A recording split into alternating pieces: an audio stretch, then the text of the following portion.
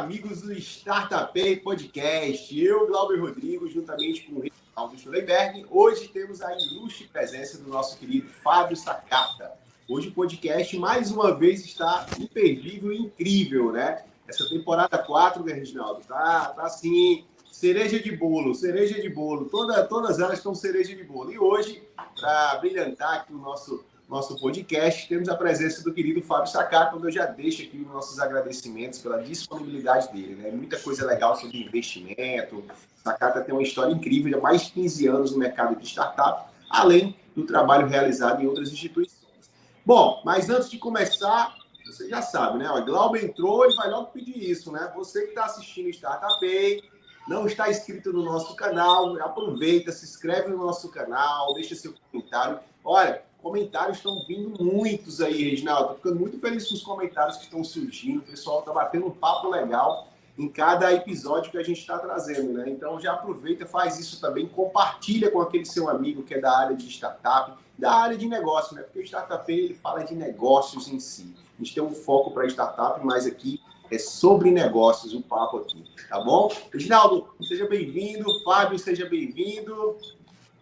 Glauber, cada episódio está melhor com essas entrevistas, porque nós estamos trazendo pessoas enraizadas dentro desse mundo das startups, né? Então, a gente tem os comentários sempre no YouTube, tem lá no Spotify, mas tem muita coisa que vem pelos bastidores, pelas nossas redes sociais, que a gente está buscando assunto para fomentar exatamente esse conhecimento nos empreendedores.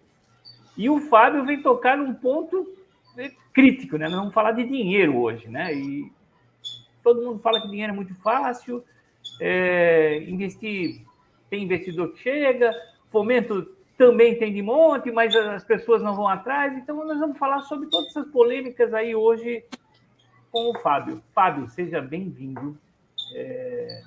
Você vem tocar exatamente no bolso de todo mundo, né? É o que todo mundo precisa para começar seu empreendimento. Então, primeiro se apresenta, depois nós começamos a conversar. Legal, bom. Primeiramente, obrigado aí pela oportunidade, né, Glauber, Reginaldo. Deixa eu falar um pouquinho sobre mim aí. Não sei se a minha história é tão interessante assim, mas vamos lá. Eu sou advogado de formação, né? Minha formação toda é jurídica, mas eu advoguei pouco, assim. Logo que eu me formei, eu fui chamado para trabalhar no Banco do Brasil, né? Tinha passado num concurso. E no Banco do Brasil eu fiquei muito tempo envolvido com análise de operações. Então, BNDES, financiamento, custeio, né? Todo tipo de operação passava pela minha mão ali.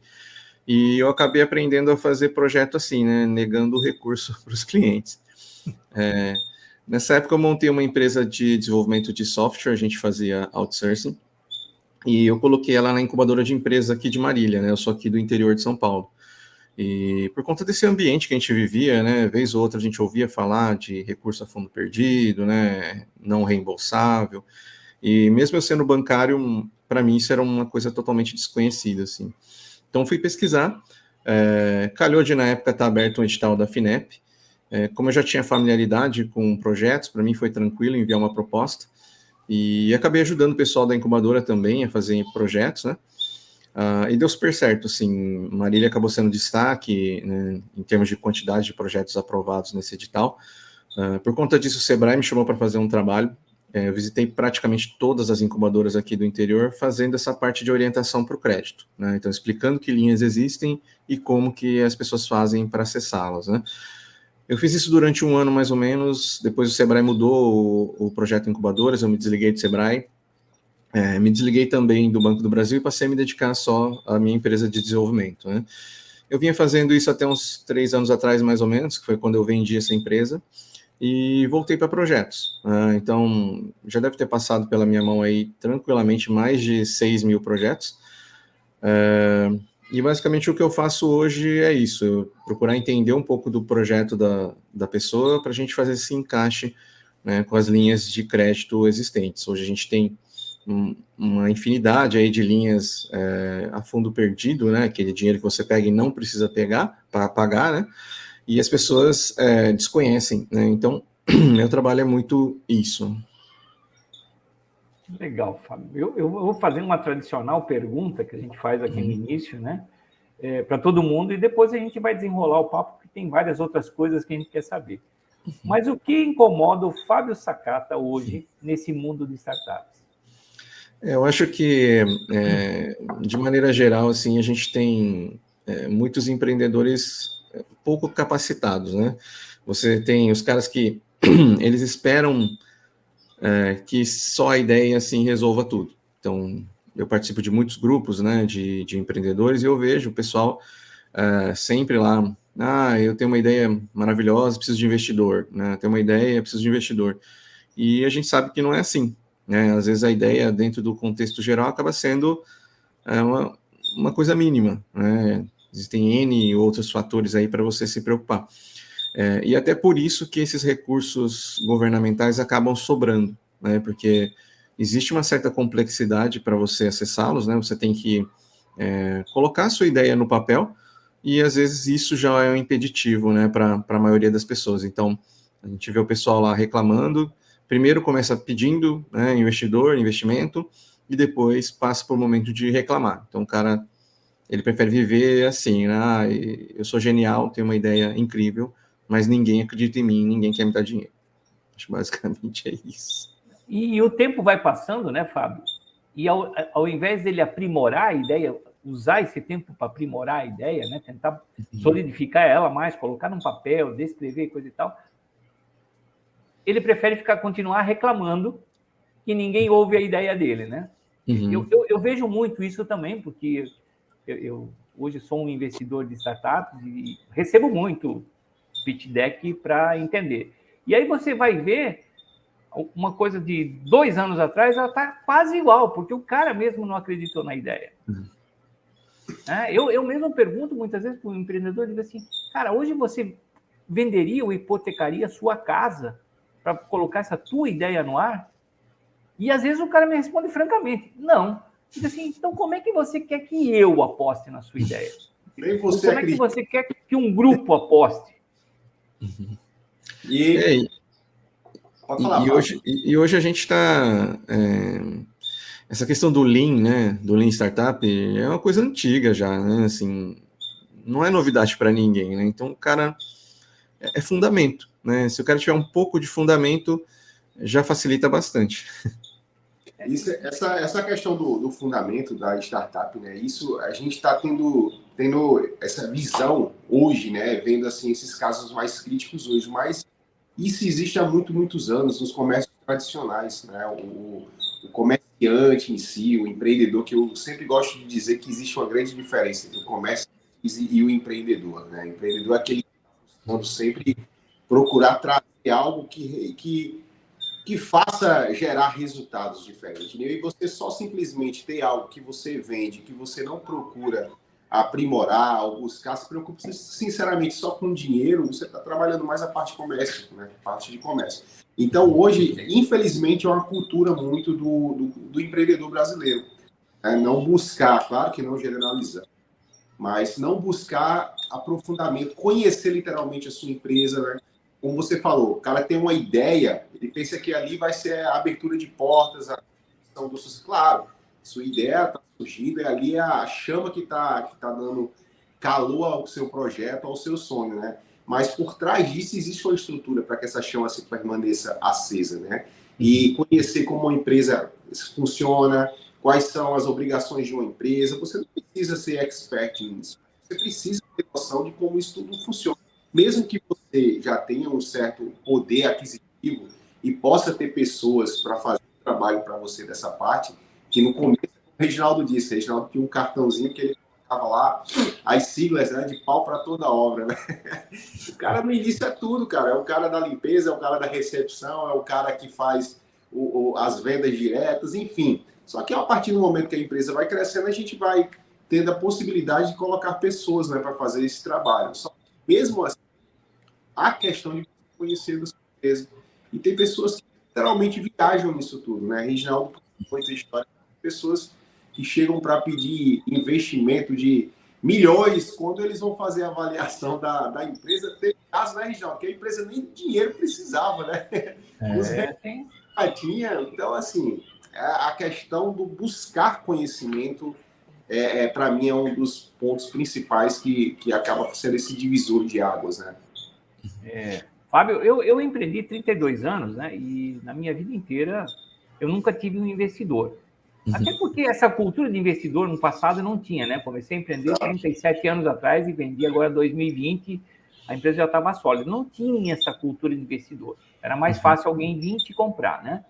Mas eu sempre vivi do dinheiro das vendas, que é uma coisa que hoje também o empreendedor parece que foge de vender, né? Porque daí ele tem um compromisso de entregar. E vivi de fomentos, fazendo projetos, ganhando fomentos e podendo alavancar a empresa. Mas para tudo isso, você precisa ter uma senhora de uma organização, né? Você, como advogado, né? Você deve pegar vários casos que a parte jurídica toda já prejudica o cara nem pegar. Pode até ser que ele tenha uma boa ideia, mas isso acontece muito, Fábio, em que situações? A parte jurídica depende muito da linha que a gente vai, né? Assim, obviamente que você precisa ter a parte de regularidade, né? Fiscal, trabalhista, enfim. Mas a gente tem hoje linhas dentro da FAPESP, por exemplo, que não vão te pedir nem CNPJ para você fazer uma proposta. Então, assim, você tem uma flexibilidade muito grande, né? O PIP da FAPESP, você pode fazer uma proposta sem ter constituído a empresa, e se essa proposta for aprovada, você constitui. Assim, é uma linha extremamente flexível, não existe temática, então qualquer tipo de desafio tecnológico você pode, né, fazer uma proposta. A linha não pede equity, não vai te pedir participação na propriedade intelectual. Então, assim, você conseguindo estruturar minimamente o que você pretende fazer é o suficiente. A primeira fase dessa linha, inclusive, é para construção de MVP e realização de pesquisa de mercado. Assim, isso há 10 anos atrás não existia, assim, na época que eu comecei, era impensável, e é aquele primeiro cheque, é ideal, né, porque a FAPESP tem esse entendimento de que a inovação está atrelado a risco, né, então os caras vão te dar o dinheiro, só que você tem que entender o que é um MVP, né, assim, como que eu vou validar essa ideia, né, que tipo, vou fazer uma pesquisa de campo, né, vou fazer uma pesquisa bibliográfica, enfim, é fundamento, e não é tão complexo, né? Então, acho que a parte burocrática relacionada a jurídico, né, administrativo, não é nem tanto grande problema, o problema é mais você entender como que você valida uma ideia, né, e aí é fundamento básico.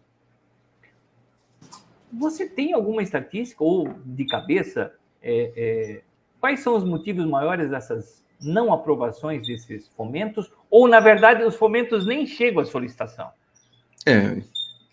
Assim, a gente tem poucos pedidos. Eu já fui em evento da FAPESP que tinham 8 pessoas. Então, assim, tem dinheiro sobrando, e as pessoas não sabem que esse tipo de dinheiro existe, e quem sabe, às vezes, não tem capacidade de acessar. Falando assim, com base nos projetos que eu já fiz, eu acho que a maioria dos apontamentos vão estar sempre na definição dos objetivos do projeto e na metodologia, que na verdade é o coração de qualquer projeto. Então, o cara, ele não consegue definir o que ele quer fazer e ele não consegue te explicar como ele quer fazer, que é o básico do básico, né? Então, assim, até é engraçado, pessoas que acabaram de sair da faculdade, o cara acabou de fazer um TCC, ele tem mais facilidade de fazer isso, né? Porque é definição de objetivos e métodos. Se você consegue fazer isso, aí o restante do projeto, ele praticamente se escreve sozinho, né? Porque você já sabe o que você quer fazer e como você vai comprovar a sua hipótese. É isso. Legal, legal. E por que, ao invés do pessoal ir atrás de fomento, você vê que eles vão atrás de investidor? Eu acho que é mais fácil, né? Assim, eles têm essa ilusão de que o investidor vai resolver todos os problemas do mundo, né? O cara vai chegar, vai trazer dinheiro e tudo vai, da noite para o dia vai dar certo, né? Porque quando você procura fomento, você precisa estruturar a sua ideia, né? Assim, na verdade, quando você procura o Venture Capital também, né? Mas os caras têm uma ideia, acho que um pouco distorcida, né? Então, eu acho que eles têm essa ilusão mesmo de que vou encontrar um cara, né? Porque o empreendedorismo vende muito isso, né? O cara tinha uma ideia na garagem, né? E ficou bilionário, e na verdade não era nada disso, mas vende-se muito essa ideia, então as pessoas compram isso, né? Esse sonho, né? Fábio, você acha que essa questão, às vezes, também pode ser por falta de conhecimento, de saber que existem tipos de programa também aí para as startups, porque, assim, as pessoas que estão começando nessa área, como eu falei, né, quando a gente criou o Startup Pay, a gente teve uma chuva de comentários, o pessoal falando, poxa, essa coisa de vendas, essa temporada de venda me ajudou a vender, né? Então, a gente trabalhou coisas simples, né, do entendimento de uma empresa, de como ela funciona, da sociedade, de você montar a sua estrutura. Mas e dessa pegada, nessa mesma linhagem, eu também fico com aquele pensamento da falta de conhecimento, de saber que existem programas específicos para isso. Com certeza, os benefícios são bem diferentes de um recurso assim, privado, no sentido, né? Então, às vezes pode ser, você acha que também a falta de conhecimento de desse tipo de programa? Sim, não, totalmente. As pessoas, elas, primeiro tem um ponto do preconceito, né? Até eu passei por isso quando eu comecei a pesquisar sobre, né? Fui no Sebrae perguntar, olha, como que funciona essa coisa do FINEP e tal. A primeira coisa que as pessoas vão te falar, isso daí é carta marcada, né? Esse dinheiro já tem destinação certa, você não vai conseguir, né? Isso daí é para cara grande. Então, existe esse preconceito, que muitas vezes a pessoa usa isso também para não ter que enfrentar, né? Mais uma daquelas coisas, né? Uma desculpa. Então assim, não dá para fazer isso daí, não, eu não vou fazer, não vou nem tentar, né? E aí tem esse ponto. O outro ponto é a falta de conhecimento mesmo, apesar de que hoje a gente tem mais divulgação, né? Até por conta da tecnologia, né? Você tem muita divulgação. Mas chega um ponto que, assim, por exemplo, na semana passada o governo lançou 11 editais, dá 2 bilhões em recursos não reembolsáveis, e aí você vê o pessoal espalhando isso nos grupos, né? Espalha as notícias e tal. E se você for sozinho, você vai entrar lá no site, a primeira coisa que você vai fazer, você vai abrir o programa, a linha que te interessa, vai ter lá uns 10 PDFs assim para você ler. E aí você tem que saber, você vai ler, e aí você vai abrir PDF por PDF. É um edital 60 páginas, né? 80 páginas, e o cara não tem esse costume, porque o empreendedor é diferente, não é o cara que... Não é um pesquisador, né? O pesquisador, ele tem essa facilidade, né? Ler edital, né? Transformar aquilo em uma coisa concreta. Já o empreendedor, não. O máximo que ele imagina que ele vai ter que escrever é um pitch. Então, é slide, né? Escreve ali a frase, tem que fundamentar, beleza. Agora, quando ele olha o edital, ele não consegue ir além disso, né? Porque a gente está falando de um projeto de pesquisa científica. Então, ninguém tem essa formação, né? Assim, a gente tem aula na faculdade, talvez, de iniciação científica, mas muito básico. Então, você pega lá, esses editais são meio que intransponíveis, assim, para a maioria da população. Então, é um jeito democrático, entre aspas, né, de você liberar o dinheiro, né? Porque está aqui para todos, mas não é bem assim, porque não são todos que conseguem, né, interpretar aquilo. Legal. Eu queria voltar num ponto que você falou antes, que se repete em todos as nossas entrevistas, né? Nem todo mundo está preparado para ser empreendedor.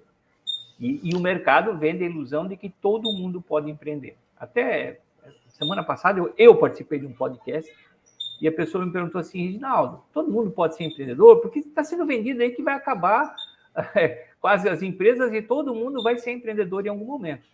E eu tenho uma tese que nem todo mundo, porque assim, tem pessoas que elas têm um comportamento empreendedor, mas elas precisam ter uma estrutura, alguém que leia os editais e preencha, alguém que faça as coisas, né? E o empreendedor, quando ele começa, ele é aquilo que o Glauber comentou. Uma vez eu coloquei no meu cartão que eu era PPTO na minha empresa, pau para toda obra. Eu tinha que ler edital, eu tinha que saber do mercado, eu tinha que saber um pouco de leis, ter um... tudo bem, eu não era um advogado, mas eu conhecia um pouco de leis para poder ir conversar com o advogado, me preparar para conversar com... Vou conversar com você de fomento, eu também não posso chegar lá assim, sabe, sem saber nada. E principalmente sem saber nada do meu produto, né? Se eu não souber nada de fomento, você me ajuda, mas se eu não souber o meu produto, nem você vai me ajudar. No máximo, você vai me perguntar, até tirar alguma resposta boa, né? E eu acho que tudo isso vem dessa cultura que está sendo vendida no mercado, de que tudo é fácil, tudo é ágil. Isso que você falou antes, para mim, foi um negócio muito legal, que você falou assim, Ao invés do cara responder o edital, ele vai lá e quer escrever um pitch. Porque é essa cultura que está sendo vendida no mercado. Vai lá e faz um pitch. Pitch de 30 segundos, de 1 minuto, de 3 minutos, de 5 minutos. E às vezes tem ideias que nem que você queira, você não vai conseguir botar em 10 minutos elas. Você tem que explicar a cultura, talvez, por trás da ideia. Né? E você tem que saber escrever isso. Saber escrever, saber falar. E isso não se ensina em nenhum lugar. Não tem ninguém ensinando. Está todo mundo ensinando a fazer pitches rápidos e muitas vezes que não trazem nenhum conteúdo. Eu escuto pitches, às vezes eu digo assim, meu Deus, o cara falou lá na frente que ele deu 30 problemas, solucionou 2. E às vezes ele botou 2 problemas e solucionou 30. Assim, até incoerência naquilo que ele está demonstrando, né? Essa cultura que vem vindo hoje está prejudicando muito o empreendedor, né? Na questão da facilidade e, na verdade, não existe empreendimento fácil. Tudo é difícil. E eu vejo muito nessas questões digitais, né? Pô, um edital é isso mesmo, 60 páginas. Eu já vi editais de 400 páginas. Você tem que ler e anotando, e você se perde, e volta, e vai, e vem. Como a gente pode ajudar um empreendedor nisso? Você acha que a gente pode fazer alguma coisa para ajudar isso? Ou melhor, sempre botar na mão de alguém experiente? Por exemplo, você hoje trabalha com 6 mil, já passou 6 mil projetos na tua mão, né? Você tem uma bagagem enorme para, às vezes, até olhar um edital e dizer assim, putz, isso aqui é bom para você ou não é? Eu acho que o primeiro ponto é essa questão da educação, né? Assim, esse trabalho que vocês fazem é fundamental, assim, de explicar, né? Que eu também acho que não é todo mundo que pode ser empreendedor, mas o que eu vejo muito é uma dissociação entre o que o cara sabe fazer, a experiência dele e o projeto que ele está propondo. Porque o cara ouviu falar de inteligência artificial e ele quer fazer um projeto naquela área e ele não entende nada daquilo, né? Mas ele tem uma ideia, e isso daí não é suficiente, né? Então, eu acho que nem todo mundo pode empreender, e aqueles que empreendem têm que ter essa coerência, né? Coerência dos projetos. E quando a gente olha para os editais, existe uma diferença muito grande entre esse tipo de projeto para um pitch de vendas. No pitch de vendas, o cara normalmente costuma fazer isso mesmo. Ele vai falar que o projeto dele resolve a fome no mundo, vai trazer a paz mundial, né? Você abre demais. E quando você tem que enfrentar um edital, né, onde os critérios são objetivos, é exatamente o contrário. Você tem que diminuir o escopo, porque vai se olhar a coerência. Você está falando que você vai trazer a paz mundial em um projeto de 9 meses? Como você vai fazer isso? E aí, os critérios são objetivos, o cara não passa. Então, tem essa questão da educação, ele entender que não dá para ficar só com a ideia, né, que ele vai ter que provar, né, que ele vai ter que montar um plano de execução ali, uma metodologia, enfim. E na hora que você enfrenta o edital, que tudo isso, né, fica na sua cara ali, você não consegue passar daquilo. Então, às vezes, eu acho que é muito essa questão da educação mesmo e do entendimento, porque essa imagem romantizada, né, do empreendedorismo, ela sempre existiu, né, e até os caras que fazem sucesso, depois eles contam a história de trás para frente e faz parecer também que foi maravilhoso, né, porque depois ele vende um livro, ele vende um curso e fica tudo legal. Então, essa história sempre vai existir. Então, cabe a você entender se aquilo que o influencer está falando lá é verdade, né? Assim, se ele viveu aquilo ou ele está falando para você fazer, né? Ele fez aquilo mesmo? Era daquele jeito? Então, a gente tem que se educar e ajudar. Eu acho que o principal ponto é você ensinar as pessoas e mostrar que nem tudo é um mar de rosas. Eu tenho uma palestra, ser ou não ser empreendedor, que eu faço. E, sim, conta um pouco da minha história, mas eu passo num capítulo que é assim, eu vou contando vários problemas. E que, claro, aí a tua fortaleza, a inteligência emocional, resiliência, dá para tirar várias lições ali, mas eu vou contando os problemas. E no final, foram todos os problemas que aconteceram comigo. O pessoal diz assim, mas pô, Reginaldo, isso também aconteceu comigo. As pessoas se identificam. Mas, na verdade, a gente tem um péssimo costume de varrer essas coisas para debaixo do tapete, né? Uhum. Na semana passada, nós trouxemos uma menina aqui que fala sobre fracassos. Ela tem uma newsletter hoje que fala de fracassos e foi muito interessante porque ela mesma, para tirar a história do empreendedor, depois, ela às vezes não consegue, às vezes ele não libera a história, apesar dela escrever, apesar dela tirar os motivos, ele não está preparado para ver aquilo publicado. Por quê? Porque parece que é um fracasso da gente. E talvez a gente deveria levar isso como uma lição de fortaleza, né? Porque se você comete um erro, coisa e tal, e você conseguiu passar por ele, isso é um sinal que você conseguiu. Você foi lá, foi mais forte e foi adiante. Mas a vida é feita de diversos pequenos fracassos que, se você varrer para debaixo do tapete, você, na verdade, vai ter um grande fracasso ao final. Não adianta. Né? Você tem que trabalhar cada pequeno fracasso para não ter um fracasso de você, por exemplo, que o empreendimento não falir. Mas uma coisa que você comentou antes, e que eu também acho, assim, por exemplo, a maioria vem de pessoas que às vezes são técnicas, das ideias, né? Ou pessoas que trabalharam numa área e elas têm uma ideia, a ideia, o ponto de vista delas, né? Mas elas, e aí abre uma empresa, tenta abrir uma empresa e fazer as coisas. Quando ela chega no investidor, o investidor pergunta assim, e quem é que conhece a fundo o negócio? Quem é que trabalhou nisso aqui? Quem é que tem experiência nisso para ter o ponto de vista de dentro do problema? Não aquele visto só de cima, que é superficial e coisa e tal. Ponto de vista de dentro. E esse talvez seja um outro ponto que eu vejo hoje no empreendedor. Ele não valida nem com o cliente as questões dele. É mais fácil ele dizer que o cliente está errado e que ele não entendeu a solução do que propriamente ele assumir que talvez ele tenha que mudar a ideia dele e se adaptar ao mercado, à realidade do mercado. Então, eu sempre falo que o empreendedor tem que ter duas coisas. Ousadia para criar coisas novas, né? Óbvio. Mas a humildade de escutar os outros e ver onde ele pode melhorar. Né? E a questão de quando você faz o fomento, ter que colocar no papel, é ruim realmente. Por quê? Porque você começa a ver que você não sabe. Que você não está preparado. E é difícil fazer uma autocrítica, né, Fábio? É difícil. Sim, porque aí você está diante de critérios objetivos, né? Porque o cara, quando ele está buscando um venture capital, ele não tem esses critérios objetivos tão na cara dele, né? Assim, no formulário lá. Então ele acha que ele pode convencer, né? Vou fazer um pitch aqui, vou convencer e vai resolver tudo. Agora no edital é diferente, né? O cara vai te falar, olha, você não cumpriu esse item aqui, né? Você não consegue, você não me explicou você não me explicou quem é o seu time, né? Você não montou um time adequado à sua proposta. Então, putz, agora eu tenho que... E assim, tem... Na FAPESP, por exemplo, você pode arrumar e mandar um projeto de novo, né? E mesmo assim, as pessoas não vão para essa linha. Você vai mandar o projeto, eles vão te dar o feedback, você pode arrumar e mandar de novo. Então, e você pode fazer isso quantas vezes forem necessárias até aprovar. E por que não está todo mundo em cima dessa linha? Você vai ter um feedback, o cara vai te falar o que está errado no seu projeto e você vai ter a chance de corrigir.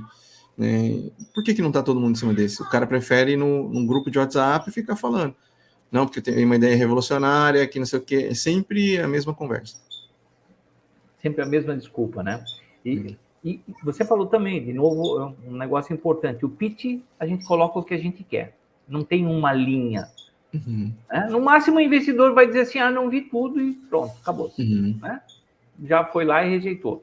Mas eu acho que tem uma outra falha no mercado quando a gente fala de investimento, e aí essa atitude do fomento é muito boa, porque quando eu vou para o investidor e ele não gostou do meu pitch e coisa e tal, qual vai ser a resposta padrão que vai vir para você? Não, você não faz parte da minha tese.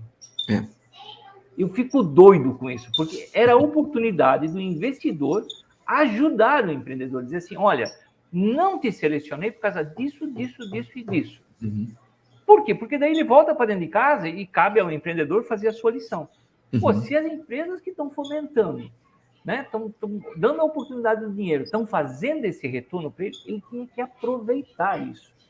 Porque é uma escola gratuita, né? É um crivo gratuito. Uhum.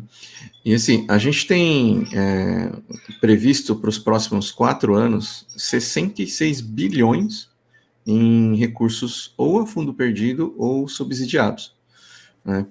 E já saiu, o que saiu aí na segunda-feira passada foram 2 bilhões só, porque tem 66 bilhões ainda. Eu entendo que é o momento de se preparar, né? Você tem recursos sobrando, né? E não é tão difícil, é coisa básica. Se você souber descrever o básico, você consegue. Tem projetos muito ruins, assim, que já foram aprovados, né? Eu já li praticamente toda a biblioteca da FAPESP, por exemplo. São, na área que eu costumo atuar, acho que deve ter uns 6 mil projetos lá, 6, 7 mil projetos, eu li grande parte, assim. E tem projetos ruins, assim, não é nada revolucionário, né? Você não precisa reinventar a roda, é tudo a questão de coerência. Escreve uma coisa coerente, né? Se propõe a fazer uma coisa coerente, não tem erro. Ainda mais que você disse que essa parte, a parte burocrática da empresa, né, Constituição, parte societária, ela não é precisa estar formada, né, logo no início. Então, isso já é algo assim que favorece ainda mais, né, além dessa questão de feedback. Cara, literalmente você estava fazendo um projeto de final de curso na faculdade com aquela sua orientação, né? Então, está te propondo para que você chegue à conclusão daquilo que você está buscando, né? Fábio, mas diante disso, claro que cada edital é um edital único, tem as suas prioridades, enfim. Mas se você pudesse dar assim, um norte para essas startups que estão agora vendo o nosso podcast, que despertaram esse interesse, ou então um conhecimento que não sabia que existia isso, né? Que é o ponto que a gente da falta de conhecimento. Quais seriam os primeiros passos, apesar de não ter forma de bolo, né, para isso, mas quais seriam os passos para uma startup que se interessou por essa linha de projeto? Assim, a gente tem nos estados, cada estado tem a sua agência de pesquisa, né? Aqui no estado de São Paulo a gente tem a FAPESP, que é onde eu atuo mais, mas todo estado tem essa agência, né? Eu acho que o primeiro lugar que a gente deve procurar é aí, né? Aqui a gente tem essas condições que eu te falei, né? Que a pessoa às vezes não precisa nem ter o CNPJ, precisa ver estado a estado, né? Como que é o edital, né, de cada um, mas existe uma linha adequada para cada etapa da vida da empresa.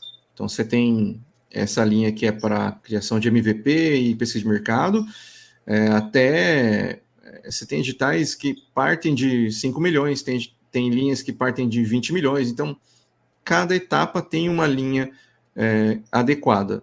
Você só precisa conhecer. Então, existem os amigos do rei têm vantagem? Eles têm vantagem porque eles têm informação. E informação você pode buscar. É só você entrar lá no site e olhar quais linhas estão disponíveis. Então, existe uma linha para te atender, né, dependendo da etapa que você está. E assim, se você falar, olha, aqui no meu estado não existe essa linha. Essa linha aqui em São Paulo também pode ser acessada por empresas de outros estados, né, por pessoas que moram em outros estados, porque você pode constituir uma filial, né, ou a sede aqui depois do projeto aprovado. Então, nem essa desculpa você tem, né, porque nessa linha do UPIP, você vai chegar até 3,3 milhões a fundo perdido. Às vezes compensa você sair do seu estado e montar aqui, né, você está diante de valores consideráveis aí, dependendo do projeto. Acho que o primeiro passo é sempre olhar a agência estadual, né, municipal eu não olharia porque são coisas muito pequenas, assim, mas agência estadual, e aí depois FINEP e depois BNDES, nessa ordem. Legal, legal. Uma coisa que você comentou antes também, que eu gostei, você falou em ideias básicas, mas coerentes que estão sendo aprovadas, né? A gente, numa outra entrevista, a gente falou muito sobre isso. Hoje as ideias aqui no Brasil, né? Apesar de a gente estar com startups saindo pela janela, né? De todos os estados, de todas as cidades, tudo está acontecendo, tudo virando startup. A gente tem muitas ideias copiadas, né? Às vezes o cara vai numa feira num lugar, ele achou um negócio legal, ele traz para o seu estado. Na verdade, ele está matando o mercado dele, está matando o mercado do outro. e não está sendo uma startup, porque ele não vai conseguir escalar, e assim por diante, tem uma pilha de problemas, né? Uhum. E a gente chegou muito a comentar aqui que faltam, na verdade, grandes ideias inovadoras. Hoje, no Brasil, a gente, na maioria das vezes, nós somos, quando a gente fala de matéria bruta, prima, né, bruta, a gente é um extrativista e alguém fora do Brasil vai quase produzir isso e vai efetivamente ganhar dinheiro. Nós somos extrativistas. E quando a gente fala de tecnologia, na maioria das vezes, nós somos grandes usuários e nós não criamos nenhuma tecnologia. Uhum. Como é isso nos projetos que você vê? Você está vendo isso acontecer? Você vê que tem ideias realmente relevantes no mercado? Porque até se a gente olhar aqui, né, América Latina, acho que nós temos 24 unicórnios. Se a gente pegar alguns unicórnios, eles também não são grandes ideias, mas são grandes empresas de serviço, né? Como é que você vê essa questão das ideias e a disrupção delas? Uhum. Assim, eu vi pouquíssimos projetos disruptivos, né? O que a gente mais tem é a inovação horizontal, né? Então, existe uma tecnologia aplicada num outro segmento e eu imagino que se eu aplicar no segmento que eu atuo, eu vou ter resultado. Então, a gente vê muito disso, né? Tem muito essa coisa da moda também, então, inteligência artificial todo dia. Né? Todo dia eu converso com alguém que acha que está fazendo uma coisa super revolucionária e só naquele dia eu já ouvi umas 2, 3 vezes. Né? Então, assim, o cara pega muito o que está na moda e esse que é o problema. Eu acho que a inovação disruptiva vem do seu conhecimento de conhecimento específico. Né? Assim, você atua muito tempo no segmento e você conhece ele o suficiente para conseguir propor uma coisa disruptiva. Porque o fato de você só ficar pegando tecnologias e aplicando em outros lugares, isso é comum. Isso não é um impeditivo, né? Isso não vai te impedir de criar uma empresa saudável, uma empresa, né, grande, mas também você não vai virar nenhum unicórnio se é esse o seu objetivo. Né? Como minha atuação é mais vamos conseguir dinheiro para sua ideia, para mim não faz diferença ser disruptivo ou não. Né? Então, assim, mas isso é uma verdade que você falou, né? Assim, a gente não tem ideias disruptivas. Eu, pelo menos, nunca peguei nada assim que eu pudesse falar. Isso eu nunca ouvi em nenhum lugar. Nunca ouvi ninguém falar isso. Não. Esse é um ponto que a gente está batendo muito, conversando com vários centros de inovação também, que as ideias estão sendo muito repetidas e pouco disruptivas. Mas fazer o quê, né? A gente está empreendendo desta forma, né? Uhum. Dessas ideias que são aprovadas, como você vê a continuidade dessa startup? Elas continuam, elas estão no mercado, elas conseguiram crescer? Como é que você está vendo o depois de buscar esse dinheiro? Por exemplo? Assim, como o processo hoje, ele aprimorou muito, né? Assim, de quando eu comecei, acho que o primeiro edital que eu participei, das empresas que foram aprovadas naquele edital, pouquíssimas existem até hoje, porque o processo era muito ruim. Né? Hoje, como o processo ele é mais... foi aprimorado, né? Assim, ele olha coisas que são realmente relevantes, né? Você vai ter agências de pesquisa olhando a questão de mercado. Né? Isso não existia, assim, essa preocupação, né, de mercado. Então, você tem projetos mais saudáveis. Inclusive, existe nesse PIP que eu já citei várias vezes, a terceira fase dele, né, a FAPESP te dá 1,5 milhão se você encontrar um investidor disposto a colocar 1,5 milhão. Então, você tem essa saída, né? Assim, não é só vamos fazer a pesquisa aqui e você vai ter um negócio. Não, assim, existe essa preocupação de mercado, né? E com a sobrevivência da empresa em si. E essas coisas são, assim, isso não existia há 10 anos atrás, são coisas inéditas e são ferramentas extremamente úteis e que vão ajudar nessa questão da longevidade.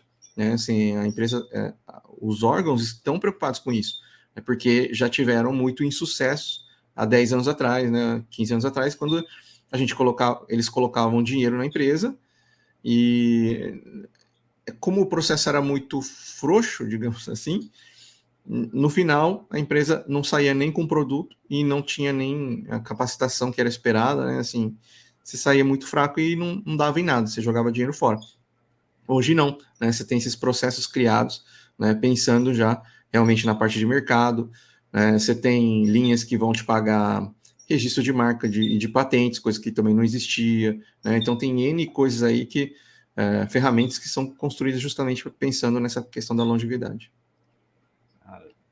Isso é importante. Na verdade, eu acho que a gente tem vivido aí nos últimos 10 anos, pelo menos, um amadurecimento do ecossistema como um todo, né? A gente começou a trabalhar com empreendedorismo de volume, né? E a gente começou. E hoje a gente vem aparando um pouco essas arestas, porque eu vejo assim, mesmo os centros de inovação, mesmo hubs, aceleradoras, a gente está amadurecendo as ideias, né? E eu espero muito que uma coisa saia um pouco desse mercado, que é essa aceleração louca, que, na verdade, todo negócio tem um tempo de maturidade, né? Uhum. Você tem um tempo para você realmente fazer as coisas e fazer com que elas sejam sólidas para você ganhar. Às vezes, quando me dizem assim, vou fazer um MVP rápido só para testar, isso me dói, porque às vezes a gente está brincando com o cliente, né? Uhum. E às vezes isso pode ser bom e pode ser ruim, depende do cliente que você pega como piloto do teu MVP.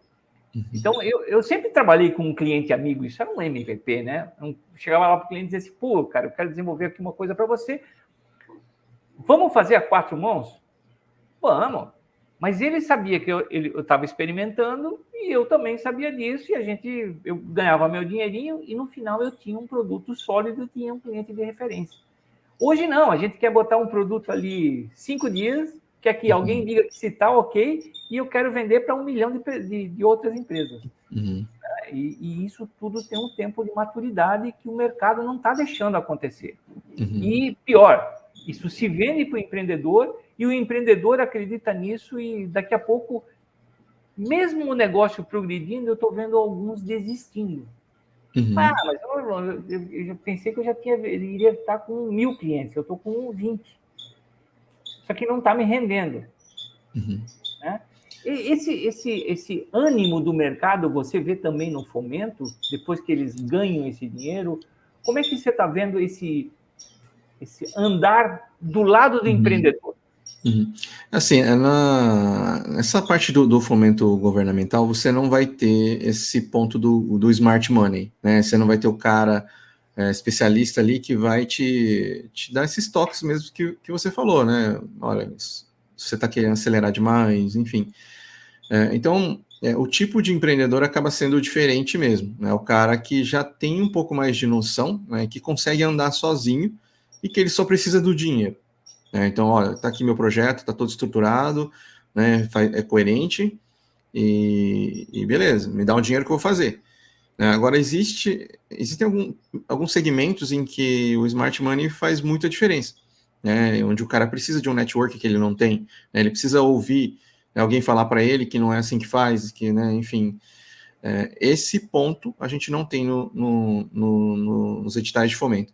Até tem algumas tentativas aí, que nem esses editais que vão te dar mais base, né, de inovação tecnológica, enfim, mas não é o cara que não tem o skin in the game, né, não é o cara que está investindo na sua empresa que vai te dar o conselho, então é diferente, né, assim, tem essas diferenças. Então, VC eu acho que é legal, quando você tem o Smart Money, eu acho que realmente é sensacional.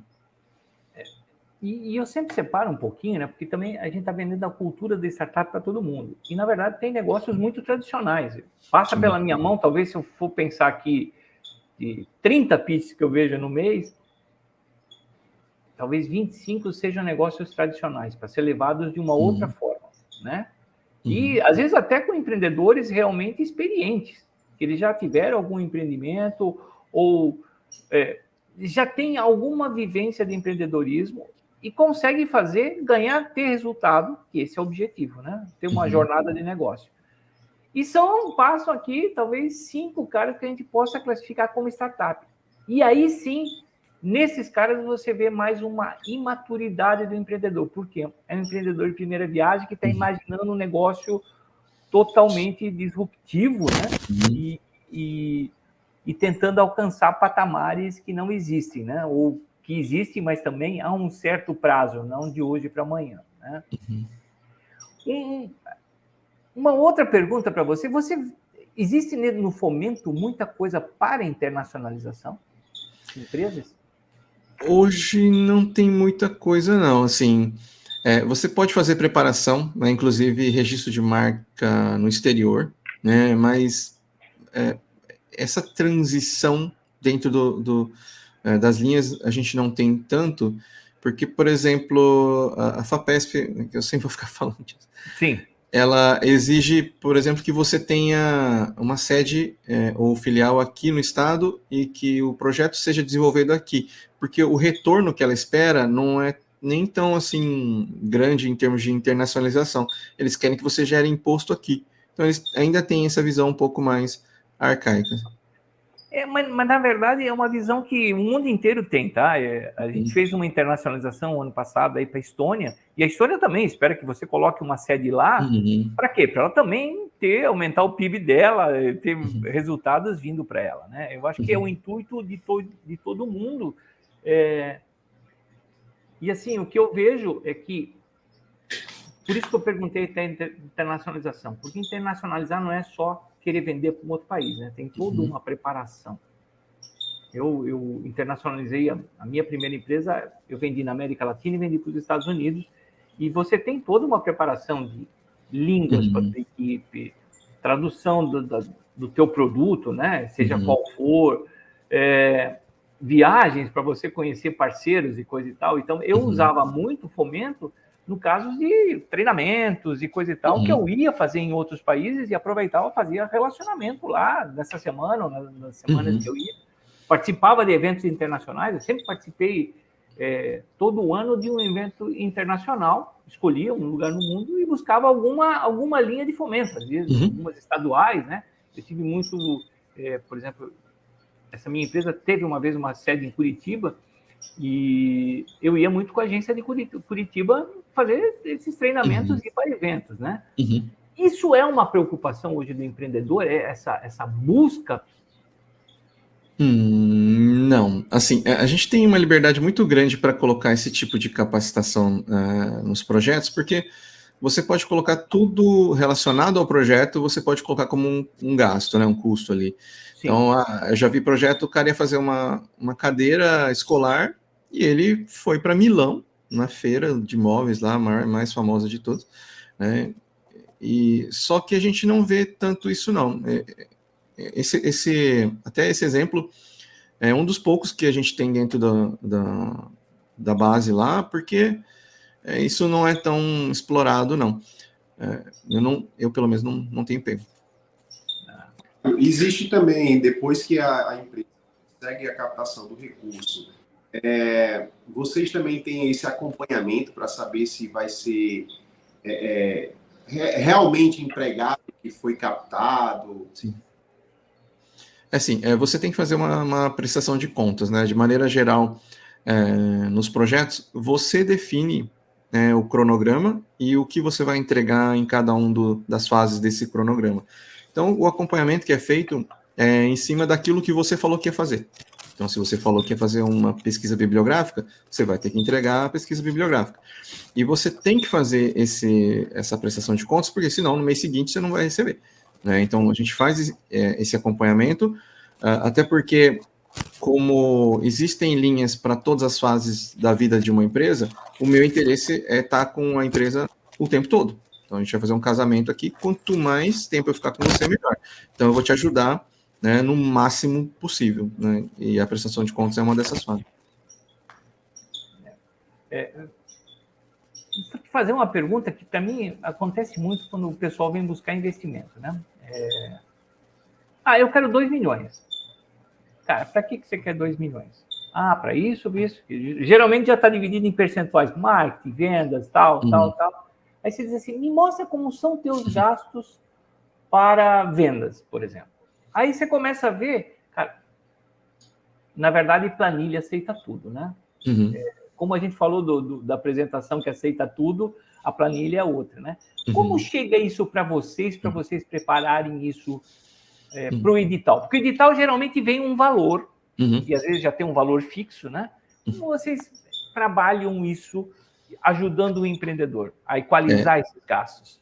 O primeiro ponto é que, assim, os caras sempre vão pedir o máximo possível, né? A linha é de 300 mil, o cara vai pedir 299 mil.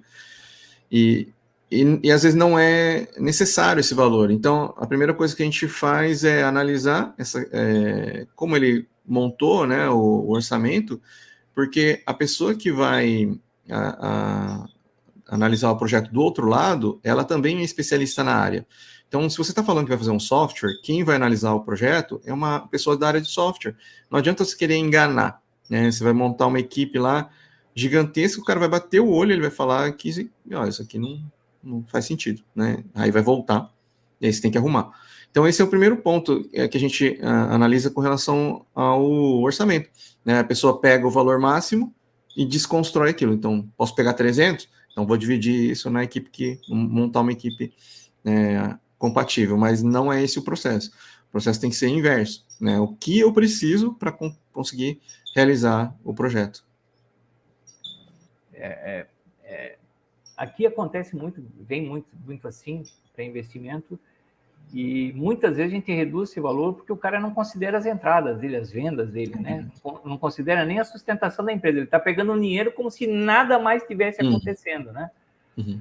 E isso é ruim, né? Porque o que acontece, na verdade, a gente começa a ver o descontrole do próprio empreendedor, né?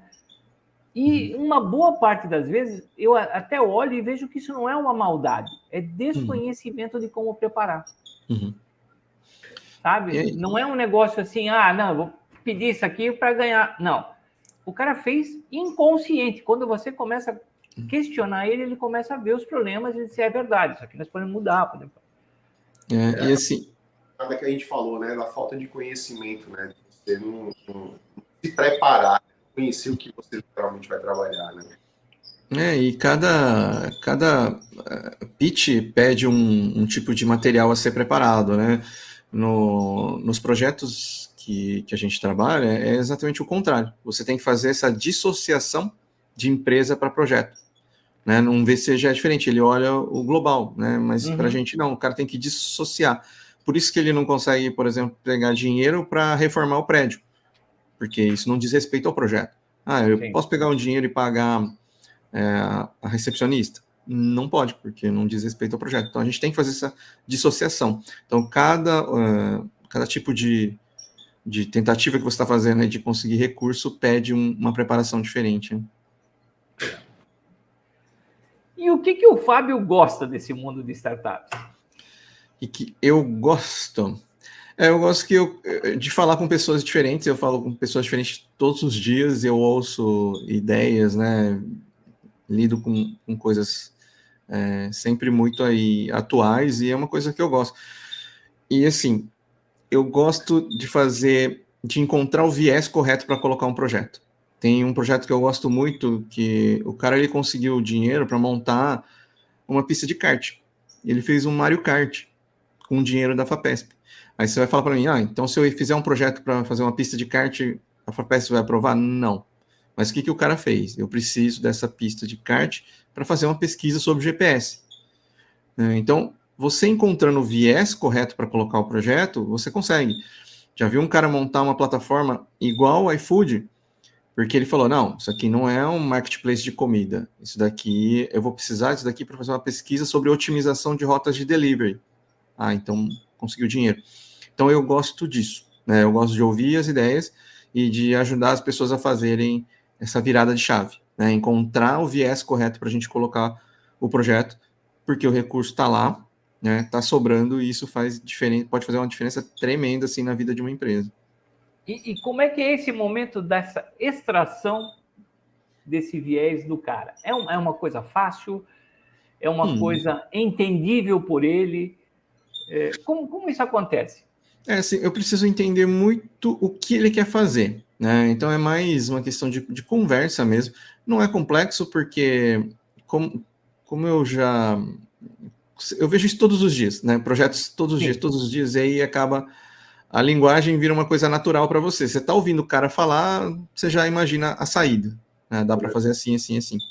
Você já tem as saídas na cabeça, né? Várias saídas.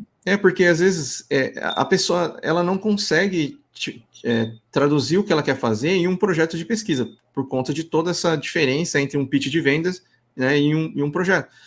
Só que, né, você já ouviu tanto isso, então você já sabe o que dá para fazer. Ele está falando para você, é só a gente mudar aqui, né? Vamos pegar uma parte do projeto, que o cara sempre quer fazer um negócio gigantesco. Não, vamos fatiar isso, vamos pegar uma parte, colocar um projeto, porque tem isso também. Você pode colocar um projeto, aprovou, amanhã você entra com outro, porque é aquilo, existe a dissociação entre empresa e projeto. Então, às vezes, você consegue colocar mais de um projeto rodando ao mesmo tempo, porque são coisas diferentes. Então, o cara vai falando, você já vai imaginando, e aí é mais uma questão da gente conversar e o cara entender isso, né? Diminuir o escopo, né, e fazer coisas coerentes. Na verdade, é um pouco do segredo de tudo, né? Como conseguir encaixar isso no mercado. A mesma coisa quando a gente vai fazer a venda, né? Eu sempre falo assim, e isso acontece invariavelmente. O próprio empreendedor, ele vende pelos motivos errados, né? Ele vende pelos motivos técnicos e não pelos objetivos finais, né? Uhum. E o que você está me falando aqui é exatamente isso. Uhum. Eu já vi uma pessoa já chegou para mim, né, e falou, olha, eu preciso construir uma planta nova para minha indústria, preciso de 20 milhões. E já falei com a FINEP falou para mim que não financia a planta. E, na verdade, isso é aquela coisa do viés. A FINEP financia a planta? Se você falar que você quer a planta, não.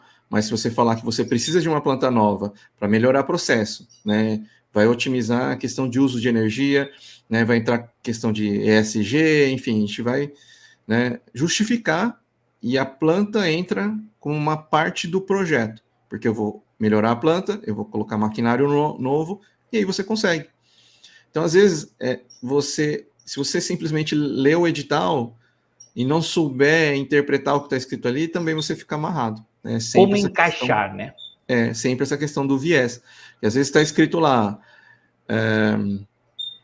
tem uma pegadinha que até eu já caí. Na FINEP tem uma linha lá que ela vai te falar assim, para projetos com menos de 20 milhões, é indicado a linha tal.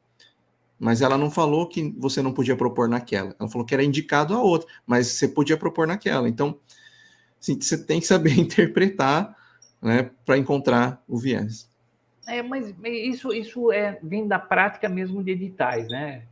Eu participei muito de editais públicos também, vendendo para órgão público. Uhum. Então, cada edital é uma história diferente, né?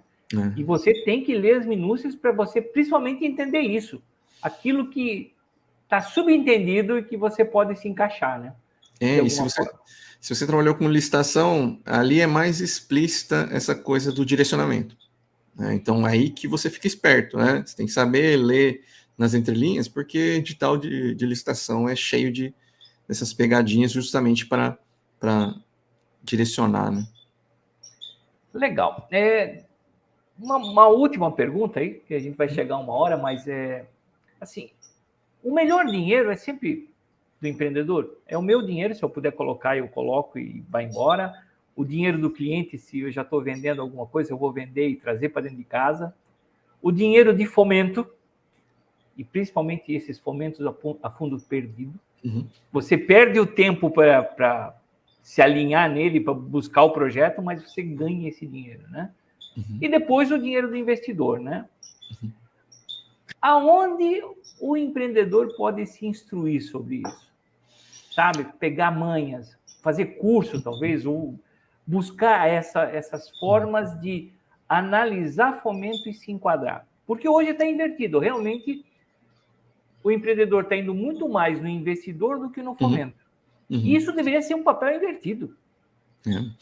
Até pela falta de informação, né? Você vai ter, assim, alguns treinamentos que são oferecidos pela FINEP, FAPESP, né? Por esses órgãos, né, estaduais, eles costumam dar esse tipo de treinamento. Então, dá para você buscar informação aí, né? Tem muita informação no YouTube e tal, e você também pode me seguir lá no LinkedIn, que eu falo bastante sobre isso. Mas, basicamente, você precisa estudar sozinho, porque toda essa informação que vem para a imprensa, né? Tem muita publicação para a imprensa, ela vai dar sempre para você o panorama geral. Então, eu vejo lá, a FINEP liberou 2 bilhões, e os caras pegam isso daí e jogam em todos os grupos. Todos os grupos que você tá, tem alguém falando, mas ninguém leu. Ninguém leu. Mas ninguém foi atrás, só replicou. Ninguém leu, e a maioria também não vai ler, porque lá vai estar escrito que esse edital é para empresas, para institutos de pesquisa, isso costuma acontecer. E ninguém lá tem instituto de pesquisa, né? E aí as pessoas disseminam isso e fica oba, mas também ninguém lê e não vai atrás. Então você tem que entrar no site, abrir os editais, ler os editais e entender. É só assim que você vai aprender. Ou senão você compra seu tempo de pessoas como eu. É isso. É o que eu ia te dizer, ou a gente muda a nossa cultura, porque acho também assim, né, Fábio? Eu, quando ia atrás do fomento, no início eu fui atrás de pessoas como você, para me ajudar. Na verdade, eu via as coisas e dizia assim, Fábio, você pode analisar lá para mim? Você analisava e dizia assim, Reginaldo, vale a pena ou não vale a pena? Aí, ok, a gente fazia uma transação e você ganhava o seu dinheiro e eu ganhava meus momentos de paz, porque eu tinha que dedicar meu tempo para outras coisas. Não adianta, no início a gente não consegue fazer tudo. Depois de um certo tempo, a gente também vai pegando as manhas, né? Você vai olhando, putz, passei nesse, passei naquele, passei... Precisar recorrer ao Fábio de novo, né? E isso passa a ser um negócio, óbvio, né? O mercado está aí para fazer negócios, né? Mas esta cultura hoje não existe e eu bato muito nisso. O cara vem me pedir investimento e diz assim, você já olhou o fomento? Não. Você já olhou? Não. E o cara não vai. E até quando a gente conversou sobre o Startup Pay, né, de você vir aqui, esse foi um dos objetivos, de tentar elucidar. É um bicho de 7 cabeças, mas é um bicho que dá para matar 7 cabeças. Eu já vivi muito disso, né? E é um recurso que acaba sendo bom para todos os lados, porque o empreendedor ele consegue valorizar a empresa dele antes de chegar num VC, né? Porque ele tem o selinho lá, né? Ele conseguiu dinheiro, ele validou as ideias antes de chegar no VC. E para o VC isso também é muito importante, porque ele pega uma empresa num estágio mais maduro, né? Então, eu acho que é bom para todos os lados. Eu acho que é bom para os dois lados. O VC pega a empresa de um jeito mais maduro, e o empreendedor, o seu empreendimento, também vai estar mais maduro e também mais forte para negociar com o VC. Por quê? Porque eu já tenho o produto, talvez eu já tenha clientes, talvez eu já esteja em operação, não tenho tração ainda, não tenho... Mas é aí o pulo do gato para buscar investidor. Eu estou fortalecido como empreendedor e como empreendimento e vou chegar para um cara que vai me ajudar a talvez subir o próximo degrau. E aí talvez ele me ajude não só, de novo, com dinheiro, porque eu acho que o investidor, de uma forma geral, ele tem 2 formas boas de aportar. E uma das formas é realmente talvez se tornar um conselheiro da empresa e encurtar caminhos, facilitar caminhos, porque vai trazer uma bagagem de experiência, talvez, que o empreendedor não tenha. Ele vai, de alguma forma, aportar com o networking, que isso é um outro negócio importante que a gente não vê. Às vezes a gente quer vender e, putz, a gente consegue vender na nossa região. Por quê? Porque ali nós temos pessoas conhecidas, nós temos um ambiente conhecido, mas como é que eu vou para São Paulo? Como é que eu vou para o Rio? Como é que eu vou para Minas Gerais? Talvez o investidor, ou o VC, ele venha para me ajudar a pular locais, a ganhar território, né? Então, isso tudo deveria estar hoje na cabeça do empreendedor como uma escala de crescimento, né? E o fomento uma parte muito importante, onde ele pode realmente se solidificar e chegar forte na frente de um investidor. Perfeito. Fábio, queria agradecer, né, a sua participação e o conteúdo, que com certeza tem muito ainda do que ser explorado, né, que a gente possa... Já deixo o convite para você voltar aqui no Startup Pay, sempre convidando o pessoal. E, assim, muito bacana. Eu queria também que você depois disponibilizasse, né, contatos, suas redes sociais, a gente deixar na descrição do vídeo, para as pessoas também procurarem, como falou, né? Se você não tem conhecimento, procure então aquelas pessoas que podem encaminhar, né? Então o Fábio está aqui com essa experiência toda no mercado, então uma gratidão da Startup, dizer que foi uma honra ter você aqui e falar de um assunto que para muitos é tão assim pouco conhecido, né? Eu agradeço mais uma vez aí, Glauber, Reginaldo, para mim foi um prazer e eu estou à disposição de vocês sempre que vocês precisarem. A gente quer, numa próxima temporada, começar a fazer umas mesas redondas. Exatamente. Entre, primeiro, as pessoas que a gente já trouxe aqui, até para as pessoas também se conhecerem e trocarem ideias, e a gente começar a falar sobre esse mundo de startup e desmistificar um pouco toda essa facilidade que existe aí. Eu acho que não existe nada fácil. A gente vai passar percalços, a gente vai ter problemas, só que eu acho que quando a gente sabe que existem os problemas, a gente vai mais preparado. Sim. Quando a gente acha que tudo é fácil, putz, o primeiro espinho que apareceu na frente da gente, a gente para. Né? Então, esse é o intuito nosso aqui, e vocês, com a experiência que vocês trazem aí, cada um na sua área, né? A gente foi pegando pessoas de diversas áreas, ajudam a fortalecer, talvez, um ecossistema de empreendedores, que é isso que a gente está precisando aqui.